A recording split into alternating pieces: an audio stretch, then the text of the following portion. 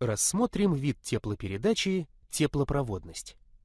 Проделаем следующий опыт.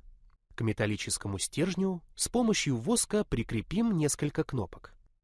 Один конец стержня закрепим в штативе, а другой будем нагревать в пламени спиртовки. Через некоторое время мы увидим, что кнопки начнут отпадать от стержня. Сначала та кнопка, которая ближе к пламени, затем следующая и так далее. Поскольку кнопки отпадают не одновременно, то можно сделать вывод, что температура стержня повышалась постепенно. Следовательно, постепенно увеличивалась и внутренняя энергия стержня, которая передавалась от одного конца к другому. Разные вещества обладают разной теплопроводностью. Выясним, хорошей ли теплопроводностью обладают жидкости. Заполним пробирку водой и на дно ее положим кусочек льда. Чтобы лед не всплывал, прикрепим к нему какой-либо металлический предмет. Будем нагревать верхнюю ее часть в пламени спиртовки. Через некоторое время вода в верхней части пробирки закипит, а лед при этом не растает. Следовательно, вода, так же как и все жидкости, обладает плохой теплопроводностью. Выясним, какой теплопроводностью обладают газы. Возьмем сухую пробирку, в которой нет ничего, кроме воздуха, и расположим ее над пламенем спиртовки. Палец, помещенный в пробирку, не почувствует тепла. Следовательно, воздух и другие газы обладают плохой теплопроводностью. Наибольшей теплопроводностью обладают металлы, наименьшей – сильно разряженные газы. Молекулы газов находятся друг от друга на расстояниях больших, чем молекулы твердых тел, и значительно реже сталкиваются. Опустим металлическую ложку в горячий чай. Через некоторое время ложка тоже станет горячей. В этом случае работа не совершается, однако внутренняя энергия ложки увеличивается, о чем свидетельствует повышение ее температуры. Поскольку в начале температура воды выше, чем температура ложки, то и средняя скорость молекул воды больше.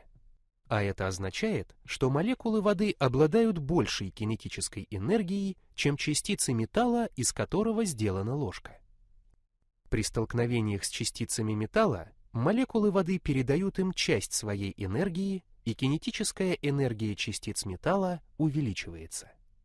Таким образом, внутренняя энергия тел изменяется путем теплопередачи.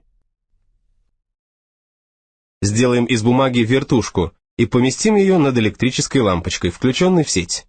Мы увидим, что вертушка начнет вращаться.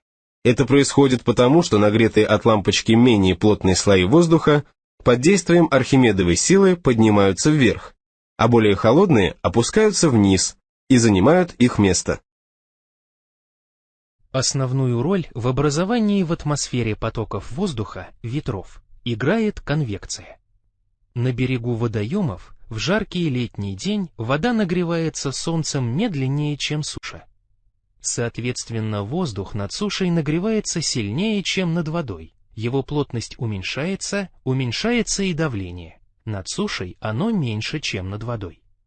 Поэтому холодный воздух перемещается с водоема на сушу, то есть дует ветер. Ночью, наоборот, суша охлаждается быстрее, чем вода, и над сушей воздух холоднее, чем над водоемом. Ветер дует от суши к водоему. Эти ветры называют, соответственно, дневными и ночными бризами. Проделаем опыт. Возьмем теплоприемник, металлическую коробочку, одна сторона которой блестящая, а другая покрыта черной матовой краской. Внутри коробочки находится воздух. Соединим теплоприемник с манометром. Нальем в сосуд, у которого одна поверхность белая, а другая черная, кипяток. Повернем сосуд к черной стороне теплоприемника сначала белой стороной, а затем черной. Уровень жидкости в колене манометра, соединенном с теплоприемником, понизится. При этом он сильнее понизится, когда сосуд обращен к теплоприемнику черной стороной. Понижение уровня жидкости в манометре происходит из-за нагревания и расширения воздуха в теплоприемнике. Следовательно, воздух, получая от сосуда с горячей водой энергию, нагревается. Поскольку воздух обладает плохой теплопроводностью, то за счет этого вида теплопередачи воздух в теплоприемнике нагреваться не может. Не нагревается он и за счет конвекции, так как сосуд и теплоприемник располагаются на одном уровне. Следовательно, остается признать, что сосуд с горячей водой излучает энергию. Опыт также показывает, что черная поверхность сосуда излучает больше энергии, чем белая. Об этом свидетельствует разный уровень жидкости в колене манометра, соединенном с теплоприемником.